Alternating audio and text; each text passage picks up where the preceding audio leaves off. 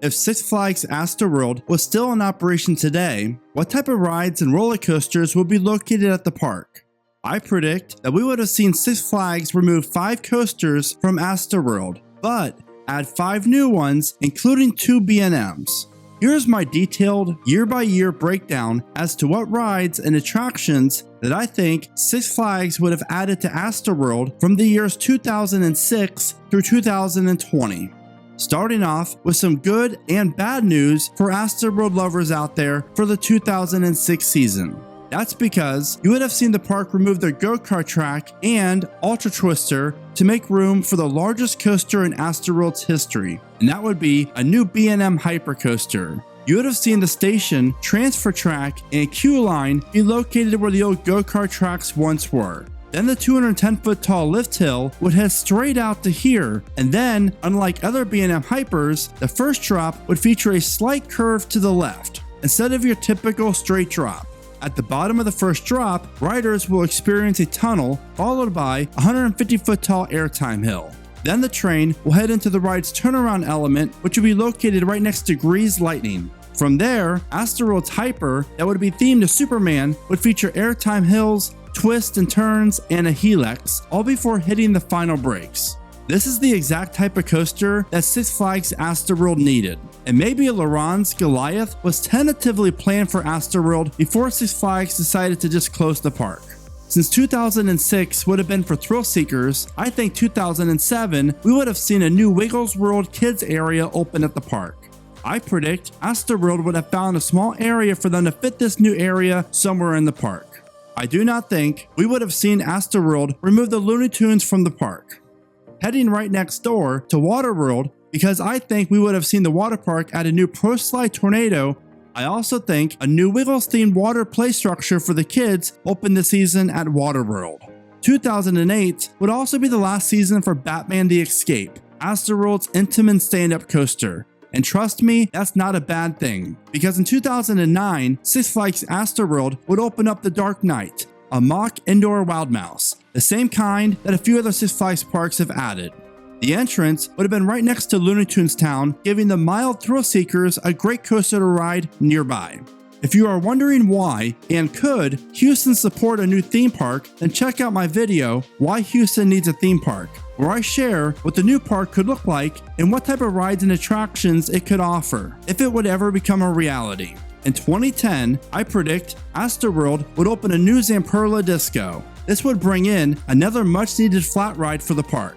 And at the end of the 2010 season, you would see AstroWorld close Accelerate forever. This aero-suspended coaster was built in 1984, and sadly, this land the coaster sits on is way too valuable for future development for the park. But instead of demolishing the entire park, you would see AstroWorld open yet another B&M. But to make room for this massive new coaster, Tidal Wave would also make its last splash in 2010. New for 2011, AstroWorld would open the relocated Chang that was removed from Kentucky Kingdom. This B&M stand-up would bring AstroWorld an actual enjoyable coaster that riders are standing up on. As you can see, this area highlighted here is where AstroWorld would have enough room for this relocated coaster. And this would also add a smooth ride that features unique inversions and not just your typical vertical loop like most of AstroWorld's coasters offered. And you might be thinking, there's no way AstroWorld would remove coasters left and right. But I really think they would have had no other choice but to do so due to pretty much every coaster at the park either being near the end of its lifespan or all of the old relocated coasters. I think you would agree that my predictions so far would have really turned AstroWorld into a much better park overall. Now that things are looking up for AstroWorld, the 2012 season would bring the park one of their tallest rides to date, a 220-foot tall Starflyer. These are great rides, and there's a reason why they have spread like wildfire to parks all across the world as of late. This new thrill ride will be located near AstroWorld's new stand-up coaster. After seeing some rather large additions for AstroWorld, I think you would have seen the focus turn to special events and entertainment for the 2013 season. I could see a new nighttime show being added to their outdoor stadium here. I also think a new parade of some type would have been announced this season. In time for summer 2014, I predict that we would have seen a new slide complex called Bonsai Pipelines, and this attraction would replace Waterworld's original body slides.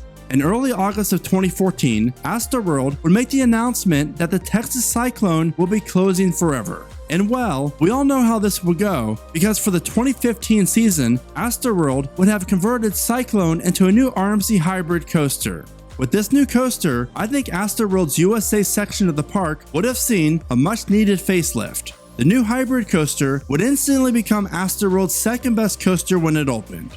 If you're a fan of going upside down over and over again, then you'd love what AstroWorld probably would have gotten next. New for 2016, a new Larson Superloop. This new thrill ride will be located also in the USA section of the park and would offer the cool lighting package, really enhancing this area when the sun goes down. And during the sunset, on the last day of August in 2016, AstroWorld would make the announcement that both SWAT and Diablo Falls would be closing for good. These rides would make way for a much needed dark ride that would be heading to AstroWorld in time for the 2017 season.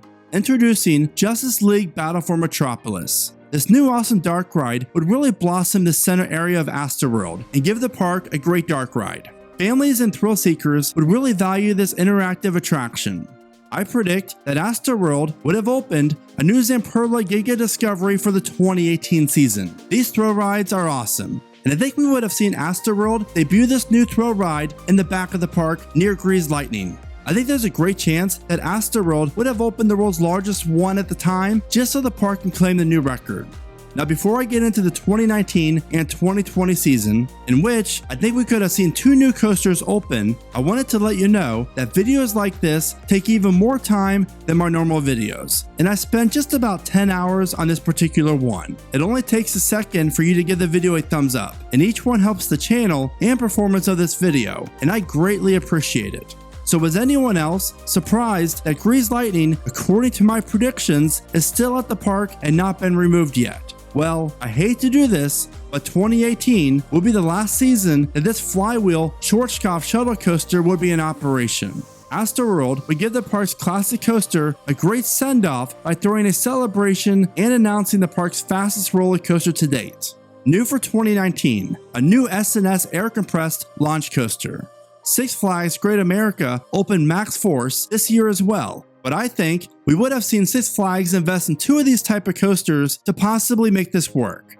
The new launch coaster will be located in the yellow area highlighted here, hopefully reusing the same station as Grease Lightning. This new coaster would feature a very similar layout that we have seen with Max Force, but this wouldn't be an exact clone.